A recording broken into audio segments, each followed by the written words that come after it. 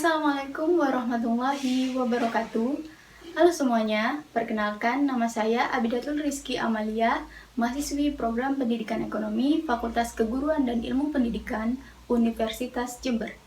Pada kesempatan kali ini, saya akan memaparkan materi mengenai masalah pokok ekonomi dan sistem ekonomi. Sebelum kita memulai pembelajaran pada hari ini, alangkah baiknya kita berdoa terlebih dahulu agar video pembelajaran pada kali ini berjalan dengan lancar dan dapat memberikan manfaat. Berdoa dimulai. Selesai. Pada video kali ini, kita akan membahas materi tentang masalah pokok ekonomi dan sistem ekonomi. Adapun tujuan pembelajaran yang hendak dicapai antara lain, yang pertama, siswa dapat mengidentifikasi permasalahan pokok ekonomi. Kedua, siswa dapat menjelaskan pengertian sistem ekonomi. Yang ketiga, siswa dapat mengidentifikasi macam-macam sistem ekonomi.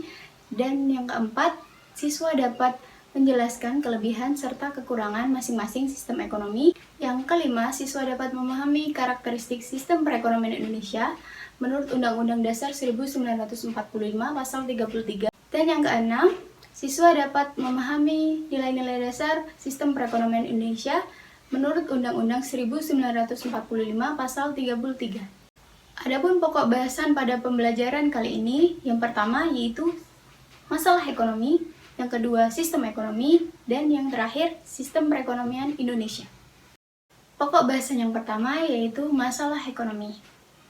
Apa sih masalah ekonomi itu? Nah, masalah ekonomi ini terjadi karena adanya kelangkaan.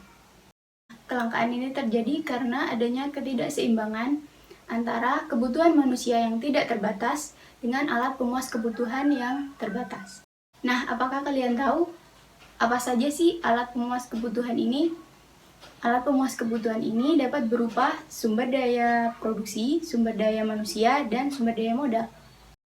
Jadi, masalah ekonomi terjadi karena adanya kelangkaan. Nah, sekarang saya memiliki pertanyaan. Masalah ekonomi apa sih yang terjadi pada saat ini? Ya, benar sekali. Masalah pokok ekonomi yang terjadi pada saat ini adalah pandemi COVID-19.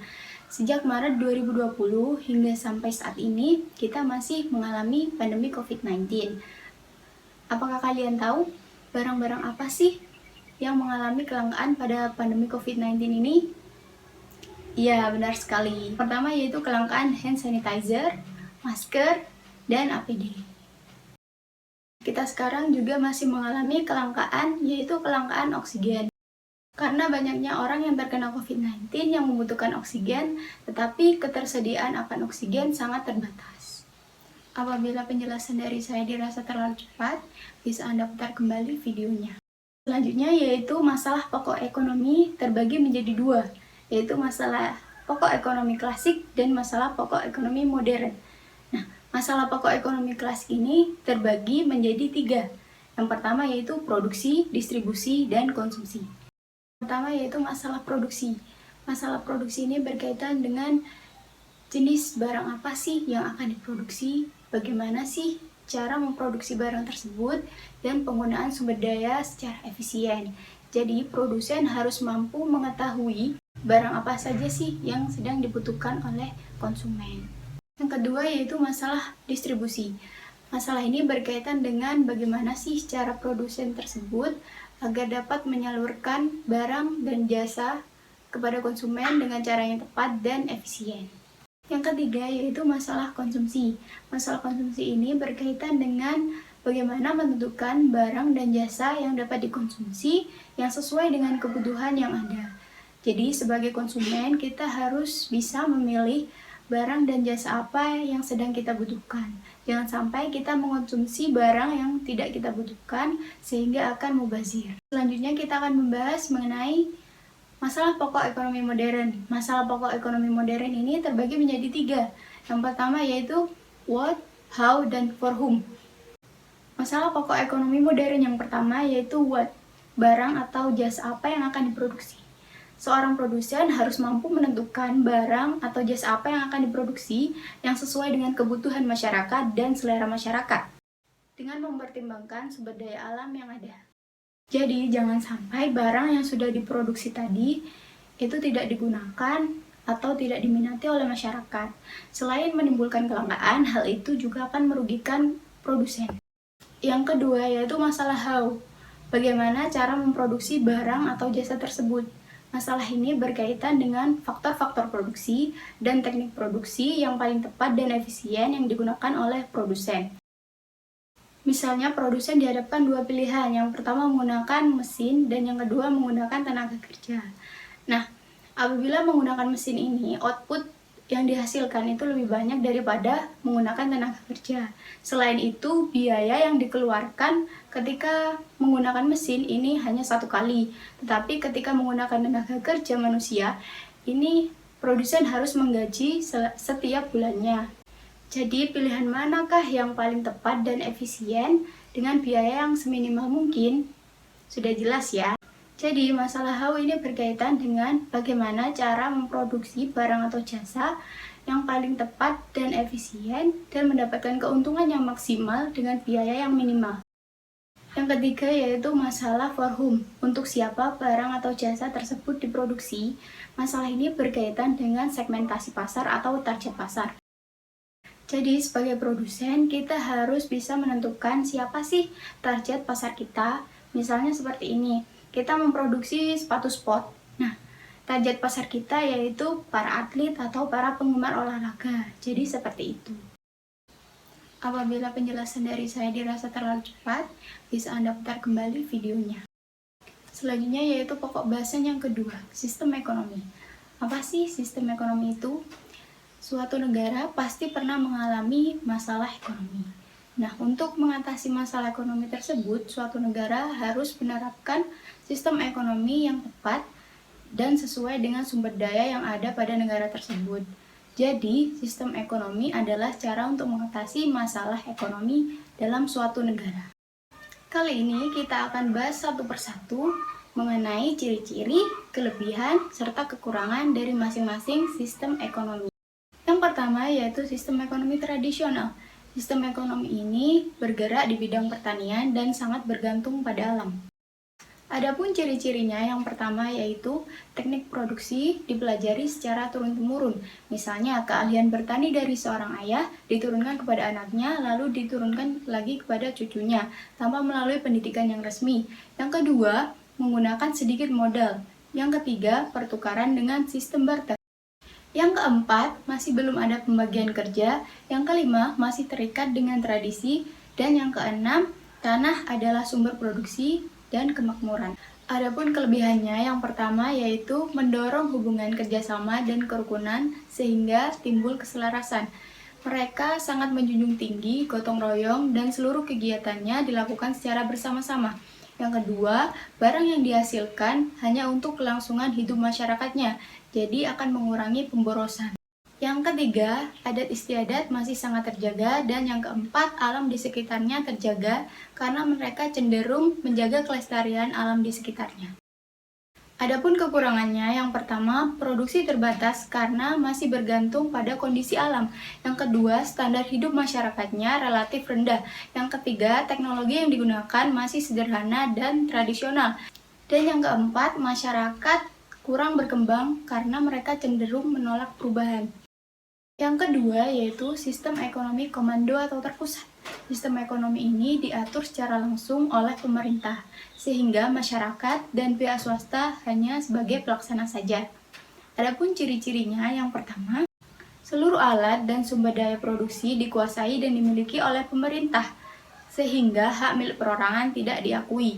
Yang kedua, rakyat tidak memiliki kebebasan dalam memilih pekerjaan karena sudah ditentukan oleh pemerintah. Yang ketiga, kebijakan ekonomi diatur oleh pemerintah.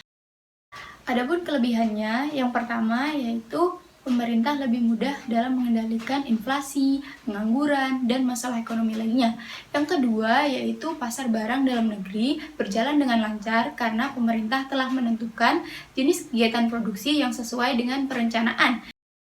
Yang ketiga, lebih mudah dalam melakukan distribusi pendapatan. Dan yang keempat, jarang terjadi krisis ekonomi. Adapun kekurangannya, yang pertama, mematikan inisiatif dan kreativitas masyarakat untuk maju, karena segala kegiatan ekonomi diatur oleh pemerintah.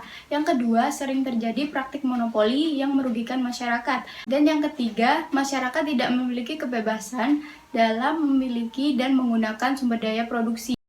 Yang ketiga yaitu sistem ekonomi liberal atau pasar.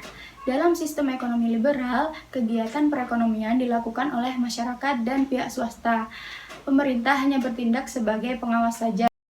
Kegiatan perekonomian dalam sistem ekonomi liberal sangat bergantung pada mekanisme pasar. Adapun ciri-cirinya, yang pertama, sumber daya produksi dimiliki oleh masyarakat. Jadi, masyarakat bebas memiliki dan menggunakan sumber daya produksi yang ada pada negara.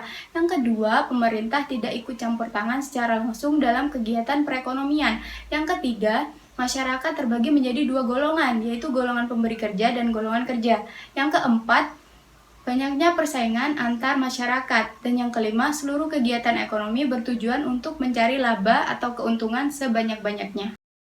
Adapun kelebihannya, yang pertama, mendorong inisiatif dan kreativitas masyarakat dalam kegiatan ekonomi.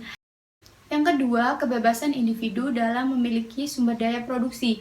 Jadi, masyarakatnya bebas untuk memiliki sumber daya produksi. Yang ketiga, timbul persaingan untuk maju. Yang keempat, menghasilkan barang bermutu tinggi, karena barang yang kurang bermutu tidak akan laku di pasaran. Yang kelima, efektivitas dan efisiensi tinggi, karena segala tindakan ekonomi didasarkan atas motif ekonomi, yaitu mencari keuntungan. Adapun kekurangannya, yang pertama, sulit melakukan pemerataan pendapat karena masyarakatnya terbagi menjadi dua golongan, yaitu golongan pemberi kerja dan golongan pekerja, sehingga pendapatan yang diterima oleh golongan pemberi kerja jauh lebih banyak daripada pendapatan yang diterima oleh golongan pekerja. Yang kedua, adanya eksploitasi sumber daya produksi oleh golongan pemberi kerja, sehingga muncul kesenjangan ekonomi. Dan yang keempat, sering terjadi guncangan dalam perekonomian karena ketidaktepatan alokasi sumber daya produksi oleh masyarakat. Yang keempat, yakni sistem ekonomi campuran. Sistem ekonomi campuran merupakan perpaduan dari sistem ekonomi liberal dan sistem ekonomi komando. Adapun ciri-cirinya, yang pertama, yakni pemerintah dan pihak swasta melakukan kegiatan perekonomian secara bersama-sama. Yang kedua, tatanan perekonomian merupakan mekanisme pasar, tetapi masih ada campur tangan dari pemerintah. Misalnya, harga jual ditentukan oleh penjual, tetapi pemerintah telah mengeluarkan undang-undang dan peraturan mengenai harga jual tertinggi dan harga jual terendah, yang bertujuan untuk melindungi konsumen sekaligus melindungi produsen. Jadi, lain halnya dengan sistem ekonomi pasar atau sistem ekonomi liberal. Yang ketiga, terjadi persaingan dalam perekonomian, tetapi pemerintah masih melakukan pengawasan. Jadi, jika terjadi praktik monopoli oleh salah satu pihak, swasta atau masyarakat, pemerintah masih bisa mengendalikan praktik monopoli tersebut. Adapun kekurangannya, yang pertama, pemerintah dan pihak swasta kesulitan dalam menentukan pembatasan kegiatan perekonomian. Yang kedua, adanya kesulitan dalam menentukan batas sumber daya produksi yang dapat dimiliki dan dikuasai oleh pihak swasta dan pihak pemerintah. Adapun kelebihannya, yang pertama, yakni kestabilan ekonomi terjamin, karena pemerintah masih melakukan pengawasan dalam perekonomian. Yang kedua, pemerintah dapat lebih fokus untuk menggerakkan sektor usaha mikro maupun menengah. Yang ketiga, terdapat kebebasan untuk berusaha, sehingga mendorong kreativitas dan inovatif dari masyarakat. Yang keempat, hak milik individu atau perorangan untuk memiliki sumber daya produksi diakui, tetapi masih ada pembatasan dari pemerintah. Apabila penjelasan dari saya dirasa terlalu cepat, bisa Anda putar kembali videonya. Selanjutnya kita akan memasuki pokok bahasan yang ketiga, yakni mengenai sistem perekonomian Indonesia. Sistem ekonomi apa yang dianut oleh bangsa Indonesia? Apakah sistem ekonomi liberal? Apakah sistem ekonomi komando? Atau sistem ekonomi campuran? Nah, Selanjutnya kita akan bahas lebih lanjut mengenai sistem perekonomian Indonesia. Indonesia menganut sistem ekonomi Pancasila. Apa sih sistem ekonomi Pancasila itu?